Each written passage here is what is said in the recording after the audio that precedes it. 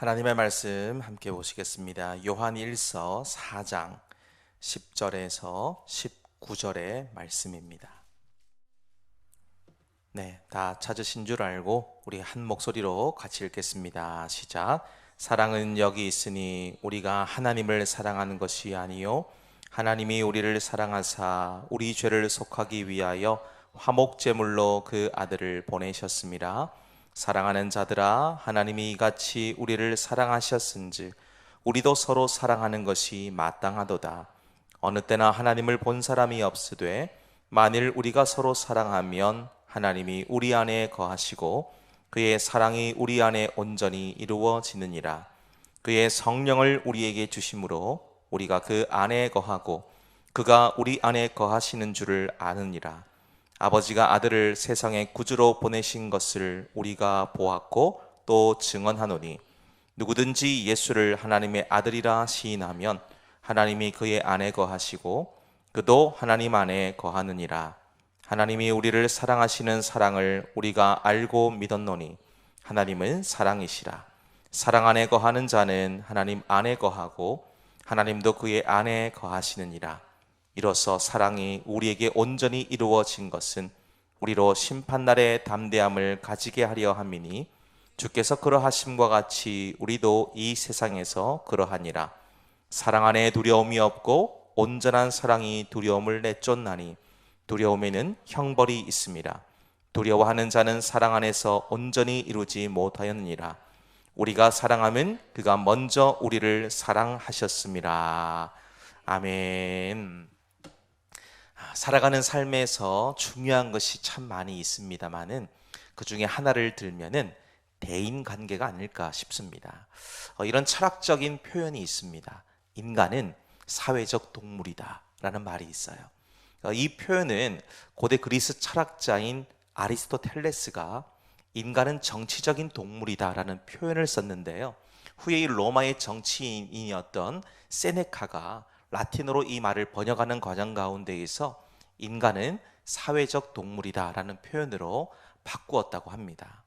이 말은 우리가 어떠한 존재인가 라는 것을 가장 잘 보여주는 표현이 아닐까 싶은데요. 사람은 절대로 혼자 살아갈 수가 없고 사회를 형성하고 끊임없이 다른 사람들과 상호작용을 하고 또 관계를 유지하며 함께 어울림으로써 자기 존재를 확인하는 그런 동물이다라는 의미에서 이런 표현을 썼습니다. 이 말의 의미처럼 이 인간관계는 살아가는 삶에서 절대로 놓칠 수가 없는 부분입니다. 그렇지만 또 한편에선 결코 쉽지 않은 일임에도 불명하지요. 왜냐하면 모든 사람이 다 내 마음 같지가 않기 때문이지요. 내 마음에 쏙 들만한 것이 별로 보이지 않기 때문입니다. 그렇지만 우리는 그런 것을 눈에 띄게 드러내지 않습니다. 이것이 상대방에 대한 배려이기도 하고 인간관계에 있어서 가장 기본적인 예의라고 생각을 하기 때문이죠. 그래서 누군가는 인간관계 속에서 조언을 구할 때 그런 말을 하기도 합니다. 나와 굳이 맞지 않는 사람과 잘 지내려 노력할 필요는 없다. 차라리 그 시간에 나와 맞는 사람들에게 집중하는 것이 훨씬 더 유익하고 정신 건강에 좋다. 이렇게 조언하기도 하지요. 그럴듯한 조언 같습니다. 잠깐 우리가 한눈 팔고 딴 생각하다가 이 말 들으면 옳은 말 같아요. 그렇지만 이 조언을 곧이곧대로 듣다가는 내 주변에 몇 사람이나 남겠습니까? 아니 우리가 거의 평생을 함께 살아오고 있는 가족들과도 맞지 않는 것이 얼마나 많습니까? 그러다 보니까 때로는 다투기도 하고요, 충돌이 나기도 하고요, 싸울 때도 있지 않습니까? 다시 말씀드리면 세상에 나와 꼭 맞는 사람은 존재하지 않는다는 것이에요. 물론 나와 잘 맞는다라고 생각되는 사람이 있긴 할 겁니다. 그렇지만 정말 상대방이 나와 잘 맞는 사람인가 하는 그 질문에 상대방이 나를 맞춰주고 있다라는 생각은 안 하는 것 같아요. 그러니까 모든 관계 속에서도 오로지 나만 생각하는 이기적인 자들을 우린 쉽게 목격할 수가 있어요. 그래서 저는 우리 인간 관계가 좀 표현이 그렇습니다만은 개떡같이 해도 찰떡같이 만들어가는 것이 아닐까라고 생각을 합니다. 무엇보다 진정한 인간관계는 내가 먼저 잘 맞춰주는 사람이 되는 것이지요. 이 일은 참 피곤하고 힘듭니다. 굳이 내가 그렇게까지 해야 되나? 왜 그렇게까지 해야 되나? 질문할 수도 있습니다. 그렇지만 그런 질문을 하기 전에 오늘 우리에게 그렇게 하신 분이 명령하시는 것을 깨닫고 우리 마음에 새기게 된다면 그분이 보여주신 사랑의 수고를 우리들도 따라갈 수 있다라고 확신을 합니다. 오늘 그 사랑을 자기의 온 몸으로 보여주신 분이 계시는데요. 바로 예수님이세요. 그분은 하나님 자신이시지만 피조물인 사람의 몸을 입고 이 땅에 오신 성육신으로 오셨죠. 영어로는 인카네이션이라고 부릅니다. 누구도 대신할 수 없고 대체할 수 없는 완벽한 자기 희생을 먼저 성육신으로 보여주신 거죠. 예수님은 우리를 먼저 사랑하시기 때문에 모든 기득권을 내려놓으셨습니다. 완전하고 완벽하게 자기를 낮추셨어요. 아니, 세상에 어떤 신이 자신의 자리를 내던지고 피조물을 위해서 대신 죽을 수가 있다는 말입니까? 인류가 믿는 신이 숫자를 헤아리기 어려울 만큼 참 많이 있습니다만은 그 가운데 이런 서사를 가지고 있는 신이 과연 얼마나 되겠습니까? 저는 단언컨대 이 무익하고 무능한 인간을 먼저 사랑하셔서 자기를 아낌없이 내어준 신은 하나님 외에는 존재하지 않는다고 확신합니다. 오늘 우리가 살피게 될 본문 말씀도 보시면 사도 요한이 정말 주옥 같은 말씀들을 통해서 이 사실을 증명해 주고 있습니다. 그 중에 오늘 가장 핵심적 표현은 무려 18번이나 기록되어져 있는 사랑이라는 말이에요. 사랑. 그 사랑은 주님이 우리를 얼마나 사랑하시는지를 똑똑히 보이신 십자가 사랑입니다. 순결하고 온전한 하나님의 성품 그 자체의 사랑인 아가페 사랑인 거예요. 자, 오늘 이 같은 교훈을 담고 있는 본문을 통해서 나를 먼저 사랑하신 그 사랑이 요한의 손과 입을 통해서 어떻게 표현되고 드러나고 있는지를 오늘 말씀을 통해서 함께 살필 수 있도록 하겠습니다. 자, 그럼 우리 본문의 말씀 좀 같이 읽어보실까요? 본문의 말씀 10절에서 11절 그리고 15절에서 16절의 말씀을 함께 읽습니다. 시작. 사랑은 여기 있으니 우리가 하나님을 사랑하는 것이 아니요 하나님이 우리를 사랑하사 우리 죄를 속하기 위하여 화목제물로 그 아들을 보내셨습니다. 사랑하는 자들아, 하나님이 이같이 우리를 사랑하셨은즉 우리도 서로 사랑하는 것이 마땅하도다. 누구든지 예수를 하나님의 아들이라 시인하면 하나님이 그의 안에 거하시고 그도 하나님 안에 거하느니라. 하나님이 우리를 사랑하시는 사랑을 우리가 알고 믿었노니 하나님은 사랑이시라. 사랑 안에 거하는 자는 하나님 안에 거하고 하나님도 그의 안에 거하시느니라. 아멘.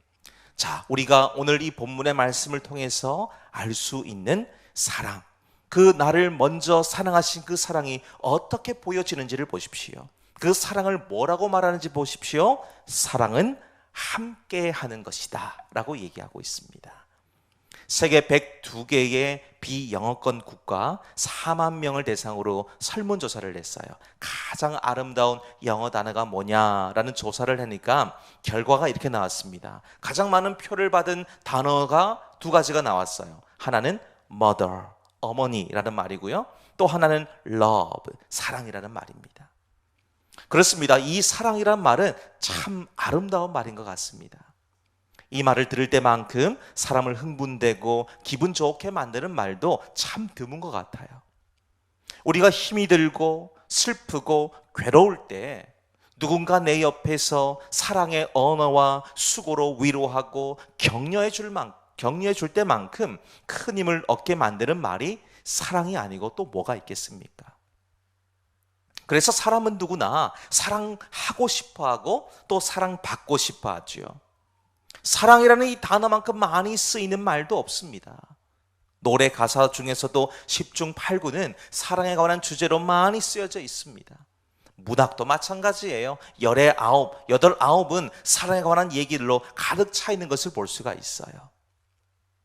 90년대를 대표하는 가수 중에 김종환 씨가 부른 사랑을 위하여라는 노래가 있습니다. 이 곡은요, 97년도에 대히트를 치면서 당대 최고의 가수만 받는다는 골든디스크 대상을 받은 명곡입니다.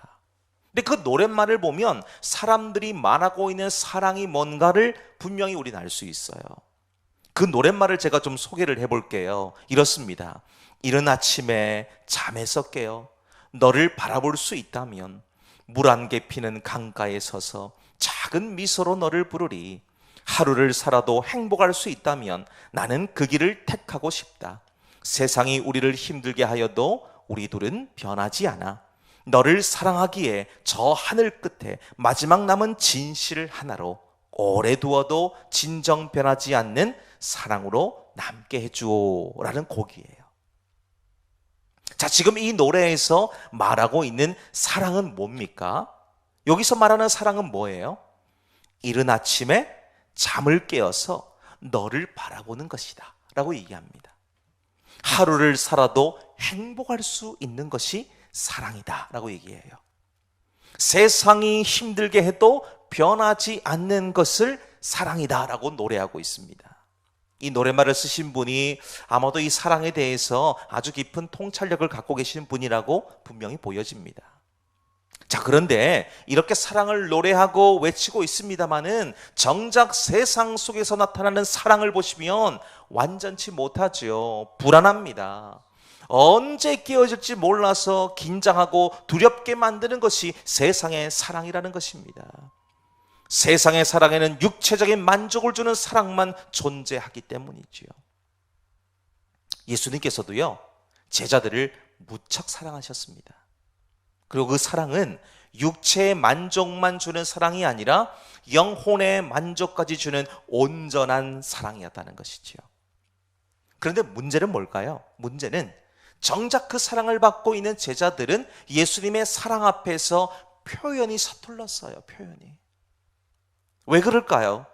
제자들은 세상적인 사랑에 길들여져 있는 겁니다. 거기 익숙한 거예요. 그러니까 하나님이 주시는 하늘의 신령한 사랑을 온전히 깨닫지 못합니다. 또한 예수님은 임마누엘로 오셨어요. 임마누엘. 이 임마누엘 말이 무슨 말입니까? 하나님이 우리와 함께 하신다, 이런 말이에요. 왜 임마누엘, 하나님이 우리와 함께 하시려고 그러실 걸까요? 우리를 너무도 사랑하시기 때문이에요. 자, 그런데 우리를 보세요. 우리를. 임마누엘로 오신 예수님을 너무도 부담스러워하죠. 아니, 오히려 가까이 오실까 봐 겁난 거예요. 그분의 사랑을 모르면 사랑을 받는 것이 서툴고 어색합니다. 혹시 여러분 가운데서도 하나님의 사랑이 낯설게 느껴지시거나 아직도 어색한 분이 계십니까?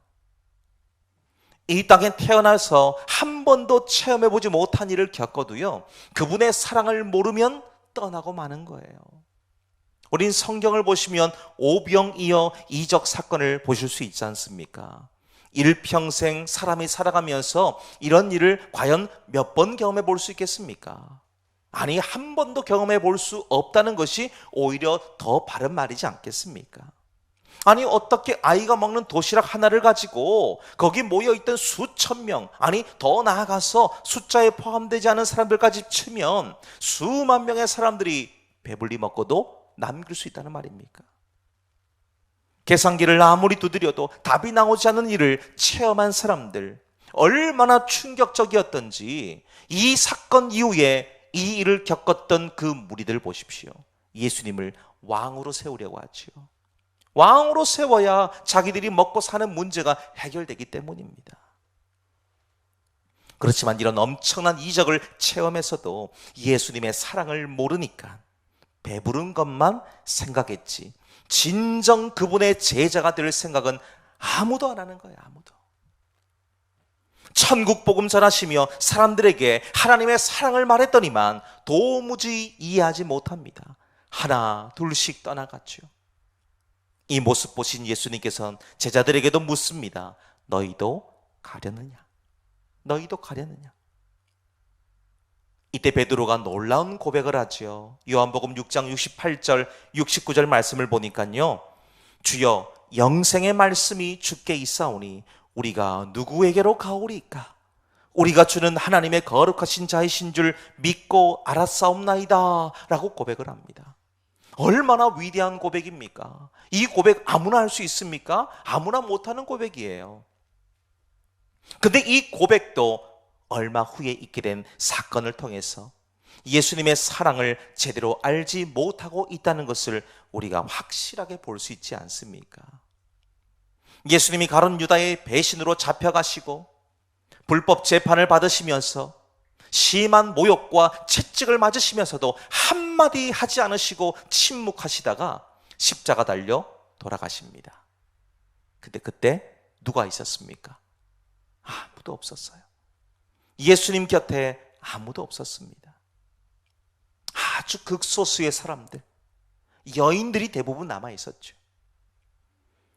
여러분, 이것을 통해서 확실히 깨닫는 사랑의 증거는 함께 하고픈 마음이 있는 거예요. 사랑하면 함께 하고프잖아요. 자, 이런 의미에서 저와 여러분은 어떻습니까? 주님과 함께 하고픈 마음이 있으십니까? 그 사랑을 얼마나 어떻게 나타내고 계십니까? 그 사랑은 주님과 함께 있기를 즐거워하는 시간과 비례하는 거예요. 주님 사랑하면 교회를 사랑하게 되어져 있습니다. 교회를 사랑하기 때문에 이곳에 머물며 같은 사랑으로 나아가는 자들의 그런 교제가 더욱더 깊어지기 위해서 애쓰고 힘쓰는 겁니다. 늘 교회를 생각합니다. 돌아보는 시간이 늘어나죠. 행여나 손길이 필요한 곳이 보이면 지체하지 않고 손을 걷어붙입니다. 왜 그럴까요? 사랑하기 때문이에요. 사랑하기 때문에. 사랑하기 때문에 사랑하게 되는데, 사랑을 하고 있는데 다른 이유가 더 필요하겠습니까? 사랑 그 자체로 모든 것이 끝나는 겁니다. 남녀 간에도 보세요. 서로 진심으로 사랑하면 불꽃이 튀어요. 불꽃이. 사랑하기 때문에 함께 있고 싶은 것이고요, 무엇이든지 같이 있고 싶은 겁니다. 근데 그 사랑이 한쪽의 일방적 사랑이거나 서로 사랑하지 못하면 온전한 열매를 거둘 수가 없습니다. 하나님과 우리 사이도 이와 똑같습니다. 정말로 그분을 사랑한다면 우리는 내 안에 거하고 계시는 주님과 함께 우린 살아가야 돼요.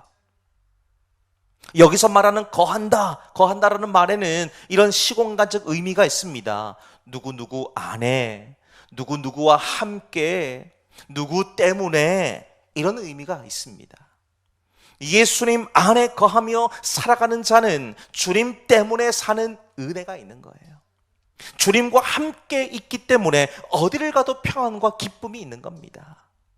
이 함께하는 사랑이 우리 안에서 일어나게 되기를 주님 이름으로 축복합니다.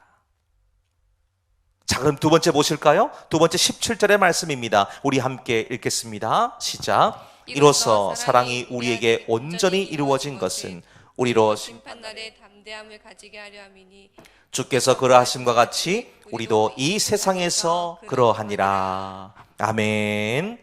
자, 두 번째는 무엇을 얘기하고 있습니까? 그 사랑은 담대한 것이다 라고 얘기하죠. 담대한 것이다. 오늘 이 부분을 쉬운 성경으로 보니까요, 하나님의 사랑이 우리 안에 완전해질 때 우리는 하나님께서 심판하시는 그날에 아무 두려움 없이 설 수 있을 것입니다. 우리에게 어떤 두려움도 있을 수 없는 것은 우리가 이 세상에서 예수님과 같아지기 때문입니다 라고 되어져 있어요.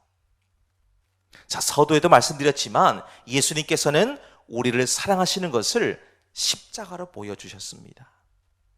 그 십자가 사랑이 우리를 죄와 사망의 저주 가운데에서 벗어나게 만들어 주셨어요.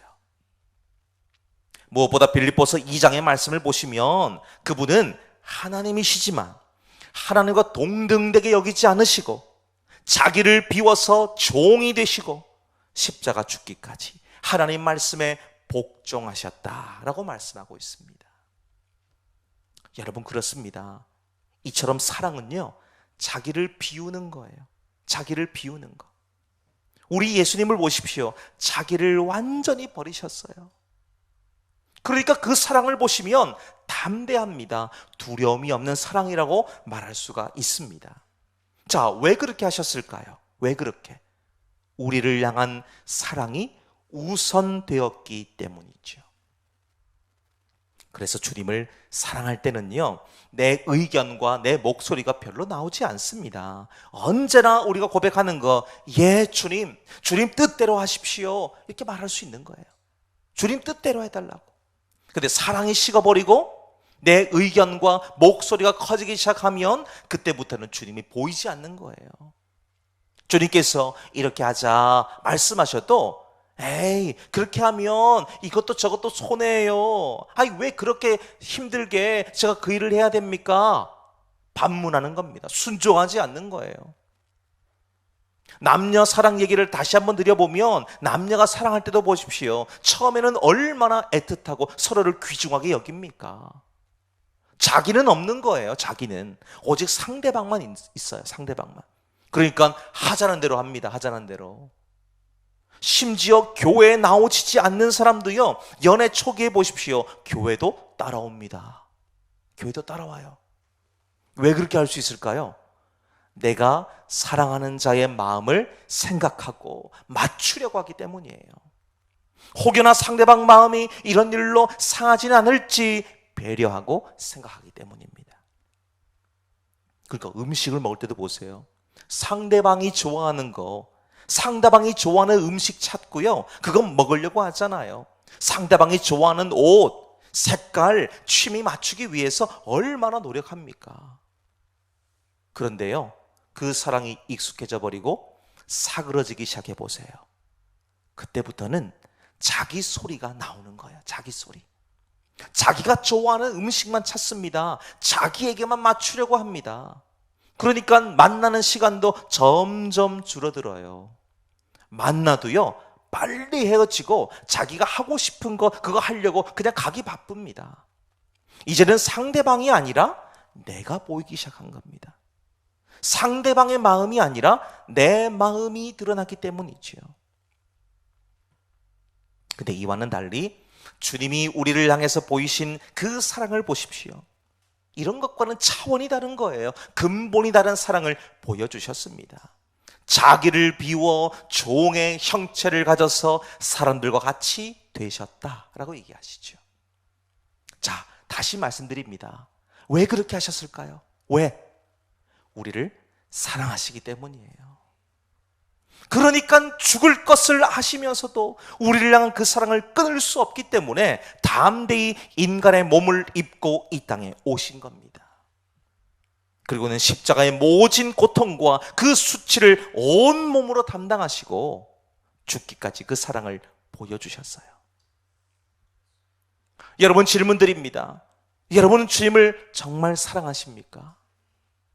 그렇다면 나도 주님을 사랑하고 있다는 것을 담대히 드러내시기를 바랍니다. 남녀 간의 사랑도 드러나야 할 수가 있고 그 사랑을 보여줘야 감동할 수 있는 것처럼 주님 사랑하는 것을 신뢰와 확신으로 보일 수 있기를 원합니다. 주님을 신뢰하고 확신할 때 자꾸만 나는 보이지 않아요. 탐욕은 사라집니다. 고집도 꺾이는 거예요. 불순종도 떠나갑니다. 사랑하면 그 사랑의 크기만큼 우리 심령에는 공간이 생겨요. 공간이. 그 빈 곳에 주님이 보여주신 담대한 사랑으로 채우시기를 바랍니다. 무엇보다 오늘 본문에서 말씀하고 있듯이 최후의 심판대 앞에서도 우리가 두려워하지 않을 수 있죠. 예수님으로 인해서 하나님이 우리 안에 거하고 계시기 때문입니다. 우리는 이미 죄와 사망의 저주, 그 저주와 그로 인한 형벌로부터 자유를 얻었고 구원을 받았습니다. 성경을 정확하게 보십시오. 얻을 것, 받을 것이 아닙니다. 미래형이 아니에요. 과거 완료형으로 되어 있습니다. 이미 얻었고 받았습니다. 이미 받은 거예요.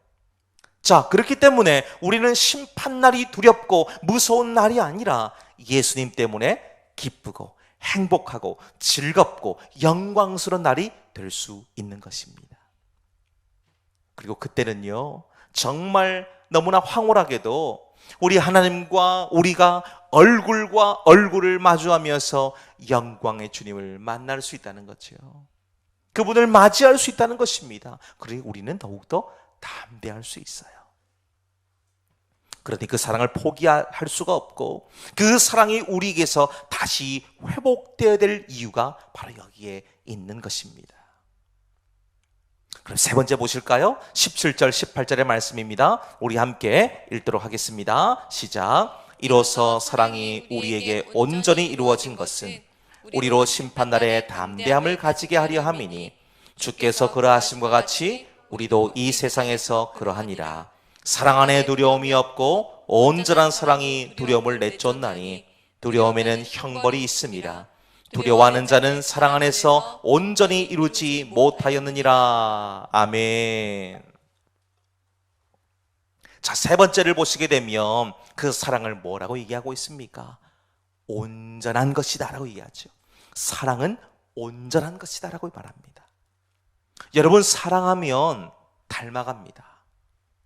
부부가 서로 깊은 신뢰와 사랑 안에 거하면 나도 모르는 사이에 서로 닮아있는 모습을 보면서 깜짝깜짝 놀랄 때가 있습니다.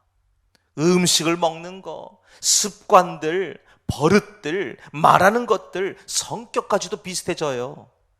심지어 이 신앙의 스타일도, 기도와 믿음의 수준도 닮아갑니다.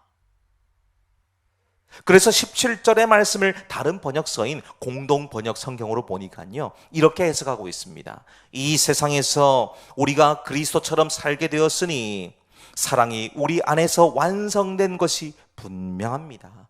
이제 우리는 자신을 가지고 심판날을 맞을 수 있게 되었습니다 라고 말하고 있어요.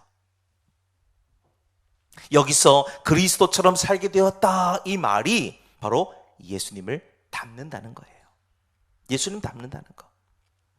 어느 기독교 선교 잡지에 나온 이야기 한 토막을 본 것이 기억에 좀 남습니다. 아프리카 오지에서 병원을 운영하고 계시는 어떤 의료 선교사님이 계셨어요. 어느 날 흑인 청년 한 사람이 정글에서 자기 칼로 나무를 이렇게 막 찍다가 실수로 자기 발등을 찍는 바람에 큰 상처를 입게 됐습니다. 이 청년이 피가 철철 나고 있는 발을 빨리 나뭇잎으로 감싸고는 거기서 무려 8km나 떨어져 있는 선교사님의 병원으로 누구의 도움도 없이 간 거예요. 이 상황을 아신 선교사님께서 이 청년을 안타깝게 여기시면서 치료를 잘 해주셨습니다. 얼마 후에 흑인 청년의 어머니가 이 아들의 소식을 듣고는 병원으로 달려오셨습니다. 근데 그 선교사님께서 청년의 어머니에게 아니, 계시는 곳에서 여기까지 그 먼 거리를 어떻게 찾아오셨냐라고 물어보니까요, 이 어머니의 대답이 너무도 인상적이셨다는 거예요. 네, 제가 이곳까지 올 수 있었던 것은 아들이 흘린 핏자국을 보고 따라왔기 때문입니다 라고 대답하더라는 거예요. 이 말이 선교사님에게 평생 잊지 못할 귀한 메시지가 되었다는 거예요. 그러면서 묵상되어지기를, 십자가에서 흘리신 주님의 핏자국을 보고 날마다 그분을 닮아가는 것이 진짜 그리스도인의 삶이구나, 이걸 깨달으셨다는 겁니다.